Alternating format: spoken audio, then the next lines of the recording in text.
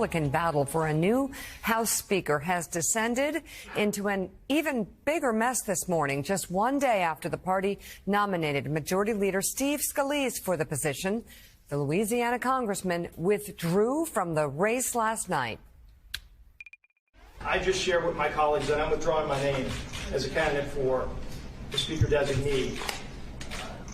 If you look at over the last few weeks, if you look at where our conference is, there's still work to be done. Our conference still has to come together and is not there. Joining us now, MSNBC contributor Mike Marnicle, and another Mike, the co-founder of Axios, Mike Allen, and congressional reporter for The Hill, Michael Schnell. And Joe, what happened? What could have happened at this point? Wouldn't it be a moment now more than ever where they need things to just function? Get someone in place, let's go.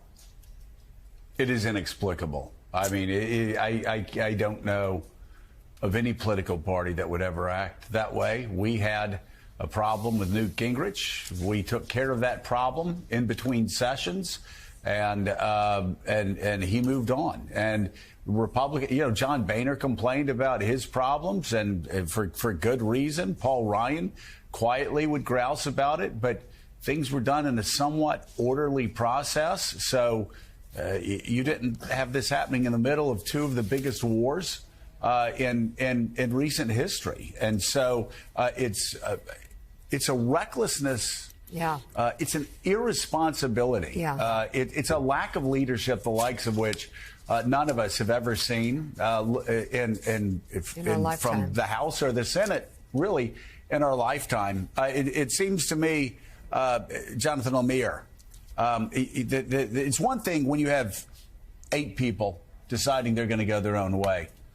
But you had half the conference deciding that they weren't going to go with the will of the majority of the conference, as has always happened. So this has spread from 8 people to maybe 90, 95 people. Now it seems to me, I'm wondering if there's any reporting. Are they thinking about somebody like Patrick McHenry, just as a temporary speaker, where they say, okay, you hold the gavel, you run this place until we can get our act together, because there is a hot war in the Middle East. There's a hot war in the center of Europe. And in both cases, our allies are in crisis and are going to need our help. A phrase we use a lot in this modern era of politics, the Trump era, if you will, is we've never seen this before. But we've never seen this before. You come out of that closed-door meetings with your nominee, that person is going to be Speaker. Steve Scalise, right, though, didn't even come close. And that's just it. He bailed last night because he wasn't just a few votes shy. He was dozens of votes shy. So now, where do we go from here? There are some who support Jim Jordan, who was the runner-up to Scalise, saying, well, he can make another chance now. Although people we talked to on the Hill suggest his chances are just as slim as Scalise's were. There is still this thought of a dark horse, sort of more mainstream, moderate candidate who could jump in. Not clear who that would be. Some Republicans saying, well, we've got to make a deal with the Democrats now. Maybe we can get their support. Democrats saying, well, we might be into that, but we're going to need some real concessions and promises to make that happen. And then there's the McHenry point where there's momentum there, the idea of trying to create some sort of mechanism, Mike Allen, where he could step in a temporary way, because this is happening at such a destabilizing moment. The war in Israel, what's happening in Ukraine, government shutdown deadline, that's on the horizon. That's only a month away. But again, it's not clear whether they'll be able to pull that off. What are you hearing? Is there any end in sight to this crisis? Yeah, the Axios Hill team has new reporting this morning. The bipartisan group of about 10 House members are talking about how they could do it, how they could find a speaker. I know that behind the scenes, I'm told that there have been talks about some kind of power sharing. But could there be, Democrats suggest, like a couple of speakers that would be acceptable to them? In turn, they get some say about what goes on the floor. It could be some pretty subtle procedural changes that they would go for. They would get in there. I will say, I'm skeptical, like you. I've lived through all too many centrist moments, but this is an emergency. Really? So, Michael Schnell, you've been reporting on every twist and turn of this process up until minutes ago. I'm sure you're on the phone. So it's unclear that anyone, is it not, could get 217. So Scalise can step aside, and then they can say, well, it's Jim Jordan. Well, Jim Jordan lost to Steve Scalise in that preliminary round of voting. Is there anybody in that caucus who can get to 217? And look, Willie, that's obviously the key question here. And I think that you bring up two really key points that I want to touch on. A, Republicans are likely now going to put up a new candidate, Jim Jordan, as you mentioned, who actually secured fewer votes than Steve Scalise in that internal election. The final tally was 113 to 99. So Republicans are now going to try to move ahead with Jim Jordan, who already has less support within the conference. Not really a good place to start at. And then when you get into, is there anybody who can secure enough support to wield the gavel? Look, Jim Jordan is likely going to have the same problem that Steve Scalise had. The fact that the House GOP majority is so slim, you need to have near unanimous support to win the speakership on the House floor. There are already some Republicans coming out against Jim Jordan, by my count, 2, Ann Wagner and Austin Scott. Already, it's an uphill climb for him. Mike Marnicle, I was hearing sound bites from some of these, I guess, backbenchers, extremists, about why Steve Scalise shouldn't have the job or whatever. They were saying things that were so stupid and cruel and just beyond even bringing up at this table. But don't these people see the fire that's burning around the world, that they should think above themselves, perhaps, and operate? What's going on? It's nice seeing an optimist this early. I'm not optimistic. I'm just trying to figure it out. It's not even a case of the tyranny of the minority. It's a tyranny of 10. Yeah. And yet in the middle of that, you get a ray of common sense from even what used to be the Republican Party. I was listening to Chairman Mike McFaul yesterday, chair of the House Foreign Relations Committee. And he was as upset about what is happening as we are, apparently, today, and as many people are today. They lack the ability to govern, the basic ability to govern, and they don't care about it. Yeah. When you go to vote for your member of Congress, no matter who it is, no matter what party you're in, you want them to do one thing. You want them to do their job. And their job is doing something for their constituents. Exactly. And they've lost that ability. Joe.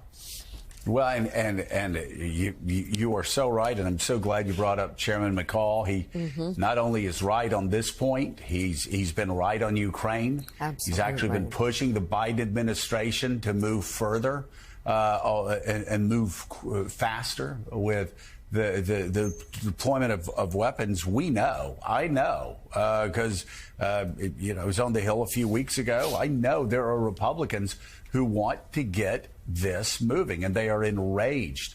First of all, that 8 people held things up. I think, though, now, listen, I would work a deal. I would say to the Republicans, either get your act together, or we're going to work a deal with the Democrats, and you're going to get run over. That's how, that's what happened when I was in Congress. You stand in the way of what's best for your party and what's best for your country. People build coalitions and they run over you. We always hear that, it's such a small minority. Mike Allen, I'll go to you on this one. Then I want to go to Richard on another question. But I'll go to you, Mike Allen. Everybody's always talking about, it's such a small Republican majority. It's such a small. Who could ever? I'll tell you who could. Nancy Pelosi. She had a small majority. And we always said on this, people say, well, will this bill pass? And I'd always say, if it goes to the House floor, it will pass. Because Nancy Pelosi knows how to run her caucus. She knows how to pass bills. I'm just struck, Mike Allen, that we talked about Chairman McCall. I know he's a very capable leader. I know the chairwoman of the Appropriations Committee. I worked with her. She's very capable. There are very capable Republicans. I just wonder, at what point do they say, you guys, you work with us, or we're going to run you over, and we're going to find some Democrats that will help us govern this House? Joe, that's the perfect contrast. Do you govern from fear, or do you govern from strength? And that's the fatal flaw in the deal that Kevin McCarthy took to get the job, that he was never going to be able to lead by strength. He was in fear of the tyranny of the one in the case of the chance of losing the gavel. And that's why Republicans are weak. There's not somebody who can say, this is what we're going to do. This is what we have to do. Ciao. Yeah, and either go along with the party, stop undermining the party, or we're going to run you over politically. It's that simple. That's how it works when you have people who know how to run things. And let's hope for the sake of the country. Let's hope for Israel. Let's hope for Ukraine. Let's hope for the American people that the Republicans will find that person. Do you support that call? Do you believe that's practical? We understand what the Israeli Defense Forces are trying to do here, and they're trying to make the case that they obviously don't want to cause additional civilian casualties, and they're trying to obviously call Hamas out for the fact that they're harboring. In fact, Hamas put out a call that ordering people to stay in their homes, basically, again, calling them to be willing human shields. So we understand what the Israeli Defense Forces are trying to do. We do, and they have publicly said they're again trying to minimize civilian casualties. We also want to see that there are opportunities, a safe passage out of Gaza writ large, that people have the ability to leave Gaza, and that's not the case right now. So we're continuing to work with the Israelis and the Egyptians on that as well. And do you believe, Admiral, that it's possible to get 1 million people south in the next 24 hours? Look, that's going to be a tall order, given how densely populated it is, given that it's a scene of combat. There are bombs falling and strikes happening. That is a lot of people to move in a very short period of time. We recognize the challenge there. I think the IDF recognizes the challenge there. We don't want to be too much into the armchair quarterbacking about everything that they're doing at a tactical level. But again, we understand what they're trying to do and why they're trying to do this, to try to isolate the civilian population from Hamas, which is their real target. Admiral, thank you so much for being with us. I want to talk about what the Biden administration is doing right now across the region, across Europe. I know that Secretary Austin was working with NATO allies over the past few days, talking with them, encouraging them to be fully supportive of Israel. And I know he's somebody who has fought in that region. He's there right now. Secretary Blinken, of course, doing a masterful job as well in speaking out for freedom and long-term peace in the region, stability in the region. What should we expect from the Biden administration in the coming days and weeks as far as support for the Israeli people and the Israeli military?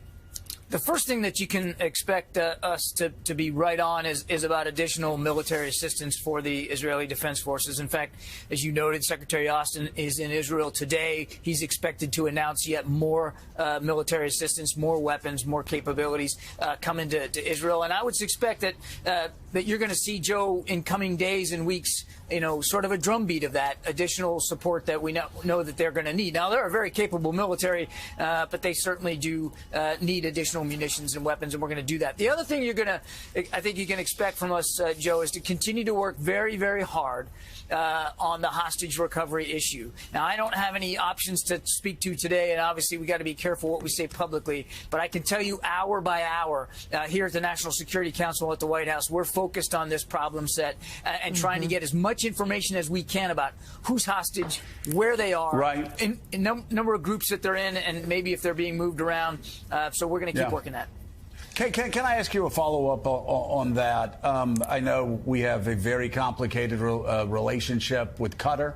I know, obviously, they have a working relationship with a lot of terrorist groups across the Middle East. We also have a military base there. They're quite helpful to the United States as well. They are. Are they being helpful right now in the process of hostage negotiations and possibly recovering hostages? Well, let me put it this way. Again, we want to make sure we're not telegraphing everything we're doing publicly. We don't want to torpedo any opportunity to get these hostages back with their families. But we understand that Qatar has communications with Hamas. They have a relationship there. They have an open channel of communication. And, we all recognize that. And Qatar is a good partner to the United States military in the region. And I think I'm just going to leave it at that. All right. Retired Rear Admiral John Kirby, we'll be talking to you again soon. We appreciate your joining us this morning. I just shared with my colleagues that I'm withdrawing my name as a candidate for the Speaker designee. If you look at over the last few weeks, if you look at where our conference is, there's still work to be done. Our conference still has to come together and is not there. And with that, Majority Leader Steve Scalise withdrew his name from consideration for the House Speakership one day after securing the Republican nomination in conference. So what does the Republican Party do now? Let's bring in Republican Congressman Mike Lawler of New York and Kelly Armstrong of North Dakota. I thank both of you for being with me today. Let me begin with you, Congressman Lawler. When I, of course, think about this globally, like both of you, I'm very, very concerned about Israel, very concerned about Ukraine, very concerned about America's role in the world. When I just think about politics, Congressman Lawler, I think of you actually first, because you're one of those Republicans that won in a Biden district. And I just wonder, what are people saying at home about this Republican conference not being able to elect a speaker? Look, Joe, there's 18 districts that Joe Biden won in 2020 that Republicans now represent in Congress, mine being one of them. And they elected us to serve as a House Republican majority as a check and balance on the Biden administration, on the spending, on the border, on some of the international policy. And obviously, we can't do that without a speaker. It's why I was opposed to removing Kevin McCarthy in the first place. You don't remove a speaker midterm without cause. And so obviously, you know, the House is a bit paralyzed. I think the French would call it a clusterfuck. But you know, this is something that we need to resolve immediately. We need to elect a speaker so that we can get back to the work of the American people, and especially representing a district like mine, the 17th District of New York, which has one of the largest Jewish communities in the country. I'm deeply concerned about the situation in Israel and want to make sure that we immediately pass additional supplemental aid, as well as legislation like mine, the SHIP Act, which would impose stricter sanctions on Iranian petroleum. Congressman Armstrong, you're standing in front of the Will Rogers statue. Of course, as you know, he famously said, "I don't belong to an organized party. I'm a Democrat." A lot of Republicans now in your conference are saying that could apply to the Republican Party. I know people in North Dakota, just like people in upstate New York, aren't happy about what they're seeing in Congress. What are you hearing at home, and what are you telling your fellow congressmen, your fellow conference members? Well, I'm telling them the same thing that I tell everybody. This wasn't a McCarthy problem. I'm exactly like Mike. I spoke on the floor in favor of keeping Kevin. I think a coup without a successor is just chaos. I think we're witnessing that right now. But this wasn't a Kevin McCarthy problem. To be honest, it wasn't a Steve Scalise problem. It's a math problem with a 5-vote majority, and we have rules with no consequences. And so we're going to go in at 10 a.m. this morning and try and figure this out. And outside of the palace intrigue, there are a lot of people working very hard on numerous different pieces of legislation regarding Iran, regarding support for Israel, and all of that. And we were supposed to be in district this week, so while politically embarrassing. Yeah. Let me ask you. Go ahead. Go ahead, Congressman. I was just going to say we were supposed to be in district this week. We have to get this figured out by Monday or Tuesday, because that's when we're supposed to be in session and doing the work of the American people. So, Congressman Lawler, we've heard a couple of different options. The possibility of Republicans figuring out a way to work with some Democrats. I think all of us who have served, me a long time ago, but all of us understand what a high bar that would be to reach. What about the possibility of maybe getting like Patrick McHenry to be a speaker, sort of a stopgap measure until the conference gets behind somebody else? So I think, you know, obviously, I think it's in this day and age, it's going to be a little hard to have some sort of, you know, bipartisan compromise candidate. The reality is we have a House Republican majority. We need to elect a Republican speaker. But I think in the absence of being able to reach 217 in the room, it's going to be critically important to advance the work of the American people. And I think if we're unable to come to an agreement within the next 24 to 48 hours, then we need to, in my opinion, give expanded authority to the Speaker Pro Tem, Patrick McHenry, so that we can at least start moving legislation on the floor while we work out who the long-term Speaker would be. It's not ideal, but I think it's a reality given some of the crises that we're dealing with. We cannot continue down this path. So we need to come to resolution. Everybody's got to put their big boy pants on, come to 217, and let's get back to the work of the American people. So, Congressman Armstrong, feel free to weigh in on that. But also, a moment ago, you said how this current situation is sort of politically embarrassing at home. You're supposed to be with your districts. But also, what sort of message is this sending to the world right now? And when a time of crisis in Israel, a time of crisis in Ukraine, and it looks like Washington can't get its house in order because of the Republican House of Representatives. Well, I think it's a perfect example of why Kevin McCarthy should have still been here.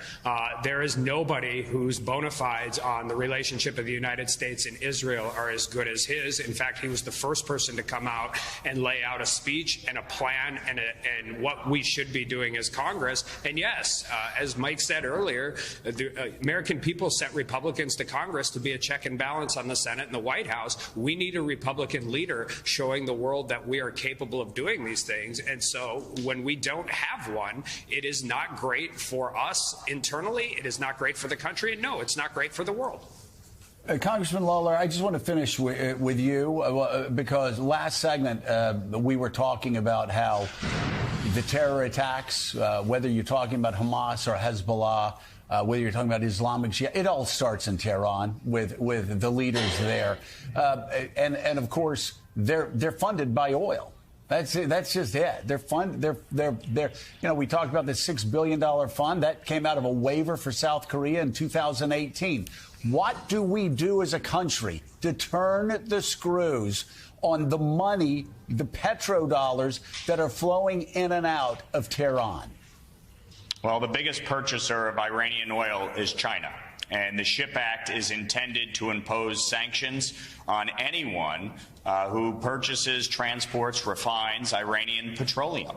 And I think the world, the free world, needs to get serious about cracking down on Tehran.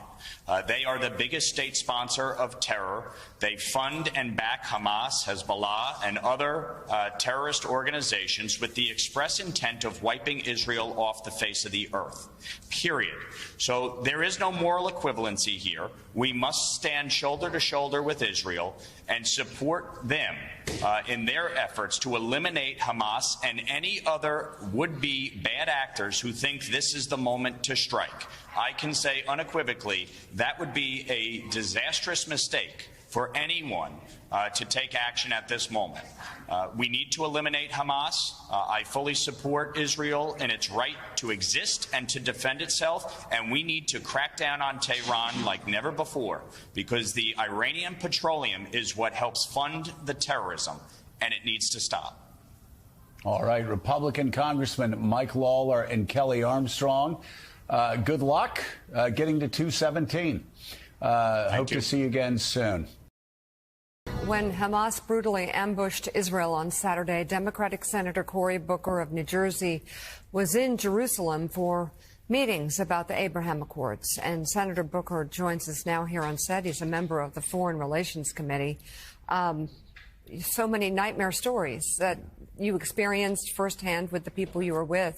Where do we begin? Tell us about it. I mean, the jarring juxtaposition of being there, rushing out of the Senate to get there early for Simchas Torah, for a celebration. The night before, I'm in shul dancing with the Torah. Later that evening, I go to a Shabbat dinner where my guest, who's here with us in studio, Liz Naftali, and my host, the next morning, by the next day, they both had tragically lost family in the most horrifically unimaginable way. I was jogging that morning as the sun was coming up in the old city, just feeling so much joy and hope for the peace mission we were on, and get a call from my chief of staff to run back to the hotel because Israel's under attack. And then how long did you stay? How did you get out? And I want to ask you about the politics at home and how that is impacting our ability to be effective in this or not. I mean, Israel's such a small country. The stunning of going in and out of the bomb shelter a good part of that day was to see the effect, the slow dawning of not just people understanding what was happening, but people being directly connected, losing family members, the horrors and seeing the effect on families who on the holiday couldn't look at their phone, but we were getting information. And in the next 24 hours, from the president calling me to the State Department, we knew we needed to leave because we were sucking resources and energy. But more importantly, I was not going to let this terrorist organization undermine what is the most hopeful period I've seen for real peace in that region. And yet hope today is diminishing rapidly given the just savagery of what has happened there. Well, this is part of Hamas's plan. Understand this. This is an organization that was founded not to stop the state of Israel. This was an organization founded to kill Jews. This is an ISIS-like, Nazi-like organization. Mm-hmm. And understand, look at Amnesty International's reports, they kill their own people. They kill Palestinian people. Right. They kill, torture, abduct Palestinians. And they plotted this attack, targeting civilians, killing children, not just because of the viciousness and nature of this evil organization based on hate, but they did it in a way that echoed what they did right after the Oslo Accords. Mm-hmm. You have Arafat and Rabin getting the Nobel Peace Prize with a pathway to peace. And what is their response? To attack Israeli civilians, kill, murder, bomb buses to try to derail a pathway to peace. And so what was hopeful to me, and I will return to the region, to Saudi Arabia within days with a bipartisan small group of senators, because one of the best ways to defeat them is to show there's still a pathway to peace, that they didn't frustrate it. But remember, MBS, Saudi Arabia's leader, goes on Fox News and says unequivocally, every day we are closer to a peace plan. The Palestinians are a critical part of that. Our discussions and dialogues, the United States, with the Netanyahu administration, with Palestinians themselves. First time since 1967 that Saudi Arabia sends a delegation back to the West Bank. Everyone was preparing for reestablishing a pathway to peace, reestablishing this two-state solution, reestablishing dignity, security, and their own state for the Palestinians. And who goes after to destroy that is this organization based on hate. Yeah, I was there with the president when he met with Prime Minister Netanyahu on the sidelines of the UN just a few weeks ago, and there was real hope for that process. We've heard from President Biden and forcefully, and members of his cabinet who are in Israel as we speak, saying the U.S., of course, and the Biden administration standing with Israel. But there's only so much they can do in the short term without a Congress, without a Speaker of the House.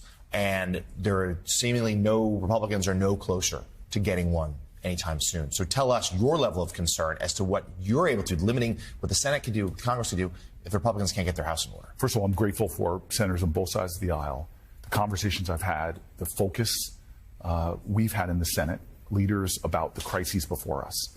Ukraine, we must stand with the Ukrainians unequivocally, and we must continue to support that effort. Now we have a crisis in Israel. We must stand with Israel unequivocally, support our ally. They have been attacked resolutely. We must deal with the challenges in that region, setting up a humanitarian corridor, trying to help relieve the humanitarian crisis now in Gaza. And we must fund our government, that at this time there are critical things that's going on in the State Department and other areas that are critical. What's happening in the House of Representatives does not in any way reflect the majority of Republicans and the majority of Democrats. It is a far right-wing faction that is creating situations that none of us at this table have ever seen before. And so I don't know how they are going to resolve this. I actually have a hope that the Republicans will understand this is a unique time. We see a coalition government in Israel. Why not turn to the Democrats and say, we're willing to make a compromise with you in order to get out of this dysfunction and begin to focus on the issues. Whether it's a short period of time or not, let's make let the center hold. And let's make a deal. I'm hoping that wiser minds will come up with a bipartisan way forward. And going back to the Senate this week, I am grateful that people know their priorities as I work with senators from Joni Ernst to Lindsey Graham, despite any differences we have, to focus on the mission ahead of us. Senator, you're a thoughtful guy. You've just left a region that's been on fire for decades. Have you ever focused on the idea that we are sort of a nation of innocence in terms of dealing with war? We're separated by oceans. History has been very kind to us. War, to many of us, is a cemetery, a headstone in the cemetery, Arlington, things like that. But we don't live in a country where you get up in the morning and you could lose your life because you're a Jew. A simple fact of faith. You could lose your life because you're a Jew. What do we do about getting the United States of America, its people, more cognizant of the dangers in that region of the world, including Ukraine, more cognizant of the threat that's beyond our borders? You know, there's a Hebrew phrase that I learned 30 years ago on my first trip to Israel, Gamza Latova. In everything, there's a purpose. For me, it's what I was thinking when I was there during a missile strike, because we do have a naivete, or maybe just this privilege, I should say, that we often don't fully appreciate. People in that region, Palestinians, Israelis, have spent a lot of time in bomb shelters. They know people who have died. When I traveled to the rest of the Middle East on this trip, I was in Jordan, UAE, Bahrain. They understand the fragility of living amidst insecurity. But what was amazing to me with these Arab leaders looking me in the eye, Arab leaders from different sectors, and saying, Hamas is evil, they are thugs, they are Arab leaders telling me they are the impediment, they do not stand for Islam, they're betraying the Palestinian people.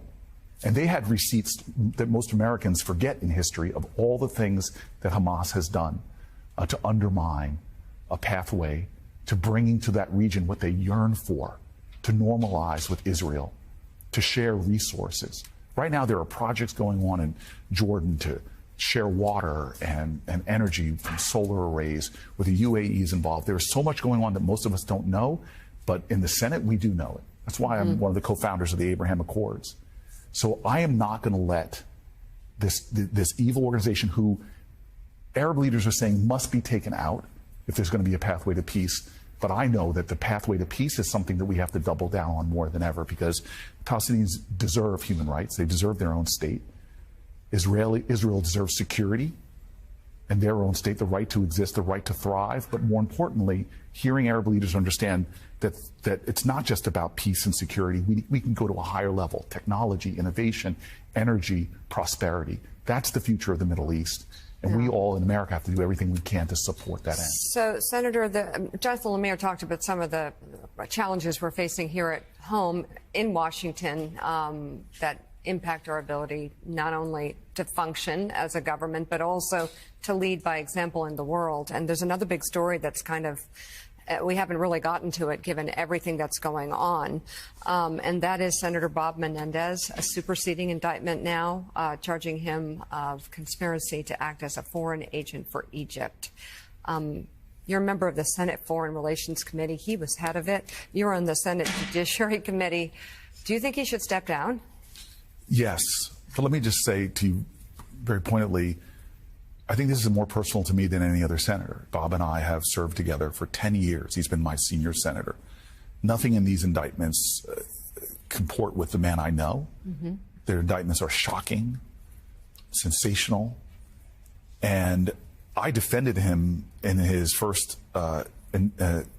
corruption trial, where he was not just, it wasn't a hung jury, 11 out of the 12 jurors said he was innocent. This rises to a level where I said he should step down. Not because he's guilty, he deserves a presumption of innocence. But in an indictment of this sort, to get to an indictment, you know that... We are as public officials, it's not just the ethics level, it's not just the criminal level. There's another level that's important, which is the public trust. And I said in a long statement that I believe he should step down because of that, focus on defending himself against these charges.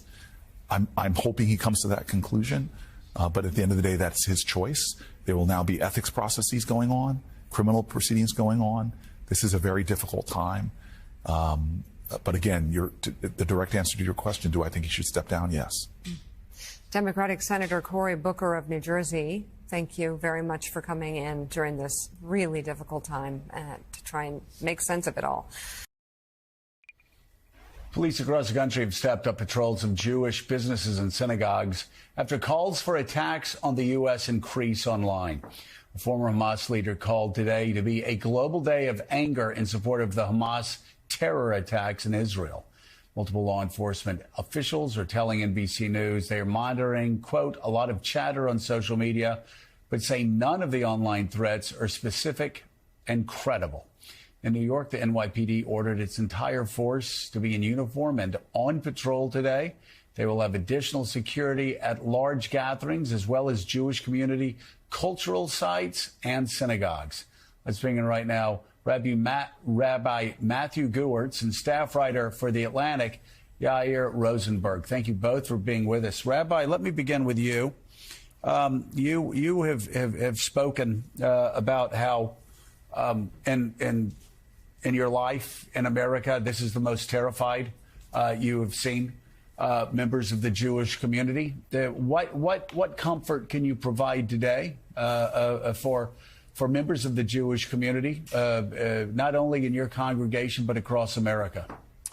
Joe, thanks for having me back. I didn't know that 3 weeks after Yom Kippur I'd have to be back for this. Now, there's a song, a really important and famous song, that says that all the world is on a teetering, narrow bridge. And that's how we feel right now. We feel like we're walking on a teetering, narrow bridge, one that has made us terrified, undone, in shock. We're unbelievably numb. And because of all of the reporting that you have so poignantly done, and by the way, it's been a comfort to our community this week. And you've said it all, 1,100, not militants, not soldiers, not freedom fighters, but terrorists who paraglided into a concert and indiscriminately shot innocent Israelis who were in a music vibe, and we both know what that is about. They then went from town to town, from kibbutz to kibbutz, from moshav to moshav, and also then killed an 88-year-old woman who had dementia, no problem. 5 people in a home, burnt down to the ground, no problem. 16-year-old women, blood dripping from their pants from rape, no problem. And babies, of course, as we've heard all week long, not just killed but decapitated.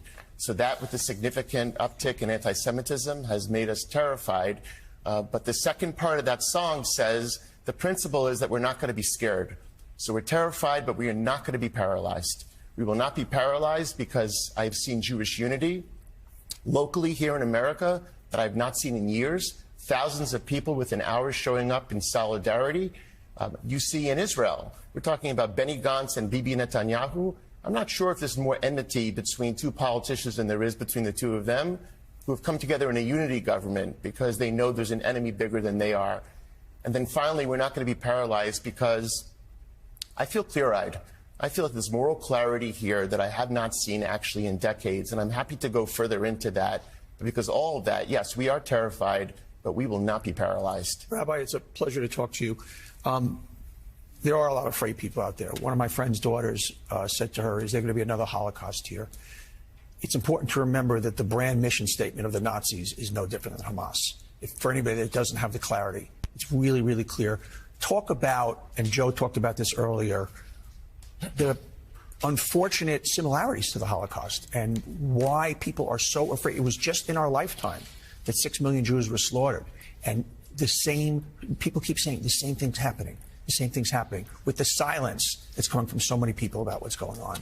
You know, Donnie, my dad was barely born here, probably cooked in Europe and born in America. So 24 first cousins and my great-grandmother. I'm sorry to be so graphic. The report came to him when he was a kid. Her head was rolling down a Polish street. This is very close to us. So this day, has been repeated, was the most Jews killed in a day since the Holocaust. So you want to parse down Israeli and Palestinian complicity over the 75 years? We can do that.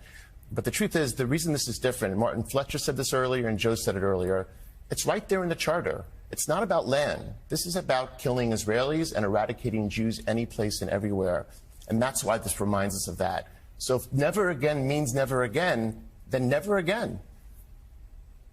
Yair, a couple of questions for you. First of all, how did this happen? How did Israel's government,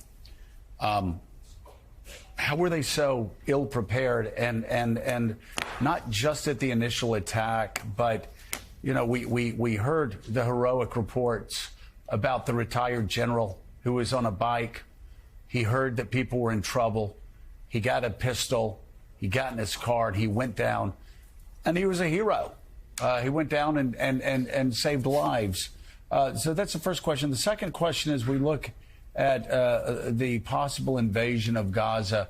What should the United States government do regarding Egypt? Should we ask Egypt to allow safe passage for the Palestinians that are trapped in Gaza right now? Two really big questions, very hard to answer in this amount of time.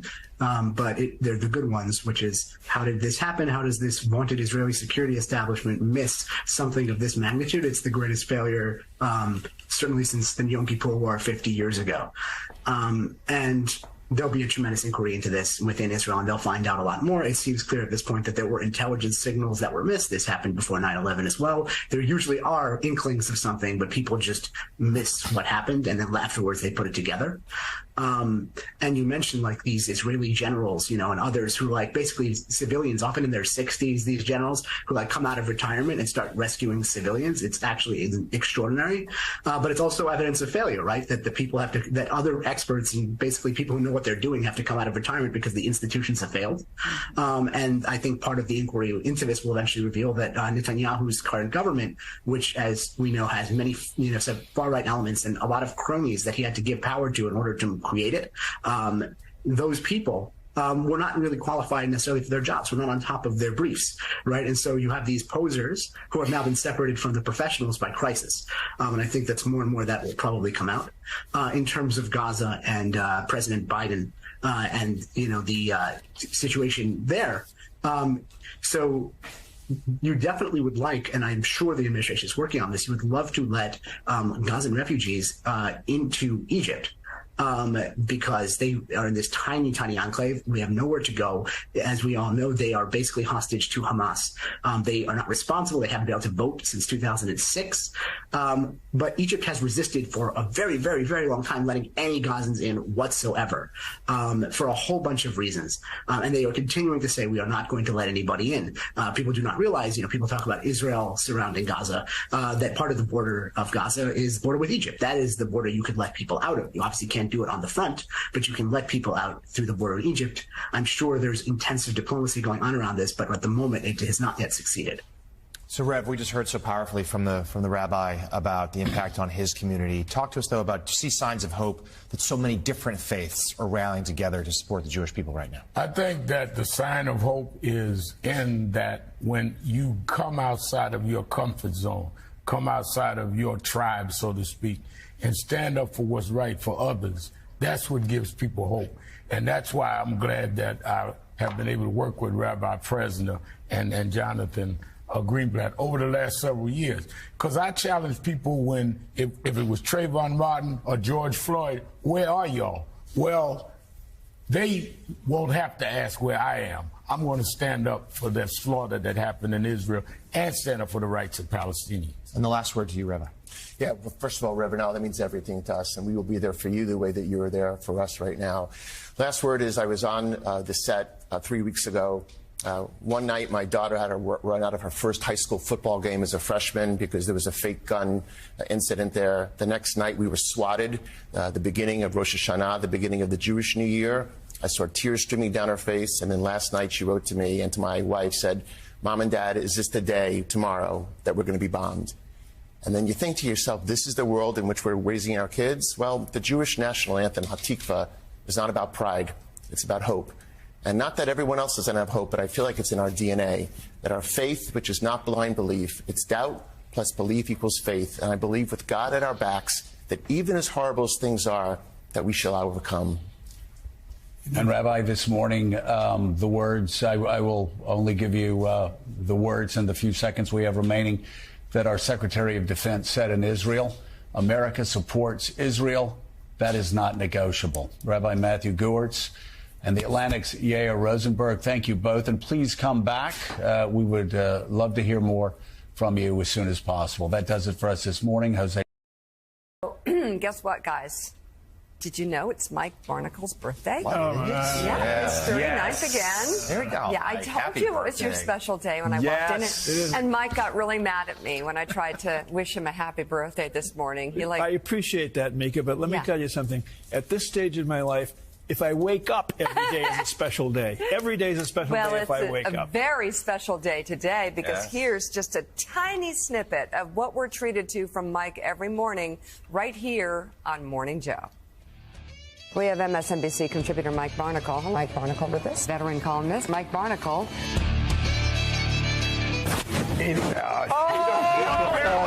Equal time. Give me you back. Give me the money you owe me. Give it to me. This ball yard has so many places. They fill the mind with thoughts of when you were young, or thoughts of yesterday, or hopes for tomorrow. You come here and the memories just resonate. They just fall off you like sweat on a hot day. Catastrophe of '86. I love you, Mike Barnicle. I really do. Your average fan. Morning. I'm Mike Barnicle in for Willie Geist, and this is Way Too Elderly. Here goes. And President Obama, oh, right here he is. I walked right past the president.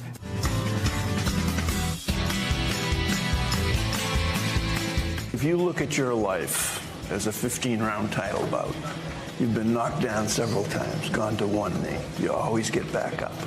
So at this stage of this election process, why are you still the guy, the best guy, to be in the ring with Donald Trump?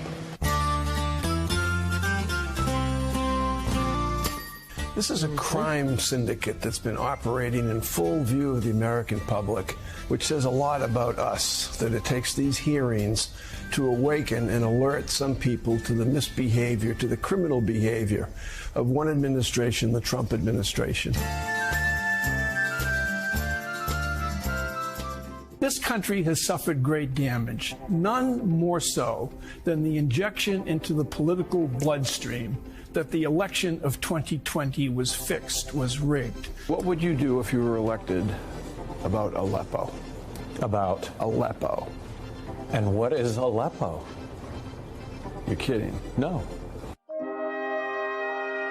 All facing west, toward the beach where they landed, the channel they crossed, and the land that they left to come and help rid the world of the terror that was Hitler's Third Reich.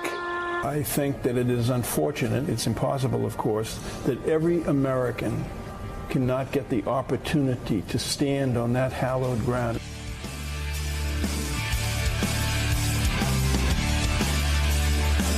Barnicle will leave his jacket on the back of the chair and go, I'll be right back. And he just never comes back. That's the Irish goodbye.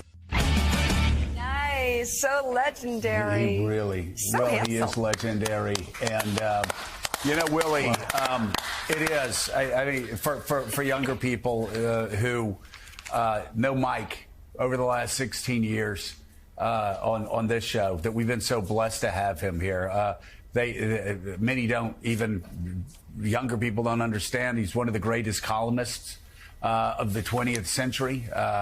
You talk to people in Boston still, and they come up to you and they ask about Barnicle wherever I go. Wherever I go, they're like, tell me about Barnicle. Tell me more about Barnicle. And I will tell you about Mike Barnicle very briefly this morning, Willie, and I know you feel the same way. People always ask how we get up at 3:30, 4 o'clock, how we do this every day. We do it every day because we do it with people that we love, the people that are members of our family. And you, just like you, are a member of our family, Willie, and we're a member of your family. Mike is not like family to us. Mike is family. I've never felt closer to a group of people along with my family than I feel to you all. And Mike, Willie, Mike is at the center of that. Yeah, no question about it. And the reason you love Mike Barnicle is because these 5 minutes are making him outrageously uncomfortable. Mad. He'd much rather not talk. Very angry. He's going to leave. He's going to leave. Yeah, the jacket on the chair. It is true, Joe, and I was thinking exactly what you said, which is you wake up at 4 in the morning, you come through, you see 30 Rock, that wakes you up because you're so lucky to get to work here and do this show every day. But then when you see Mike Barnicle, you go, oh, right, that's why we're doing this, to spend time, and not just on the air, off the air is the best time with Mike. We love him so much. He's a role model to me as a dad. Oh, my God, and I think to all of us. He is. It's a big birthday. And I want to say one last thing. Happy. You weren't joking. You weren't joking about the jacket on the back of the chair. At the 2008 Republican convention in St. Paul, Minnesota, we're doing a show, 3 hours. We take a break. I look around. I say, where's Barnacle? And the blue jacket's on the back of the chair. And I finally text him, where are you? I'm in the hotel room having breakfast. I said, what? He said, Willie, in your life, what you want to do, go buy a bunch of cheap blue blazers. And you can just leave them wherever you go, and you can leave any party you don't want to be at, any situation. That's why Costco is. You walk away from it. The best advice he's ever given us. All right. Happy birthday, Mike. Happy birthday, Mike. Did you see that coming? Happy birthday, Mike. Did we surprise you? I did not see it coming, and I'm enormously grateful for the time I've been allowed to spend here, 16 years, with all of you. And now, Mika, in the immortal words of Roberto Duran, no mas. All right, Mike, we love you.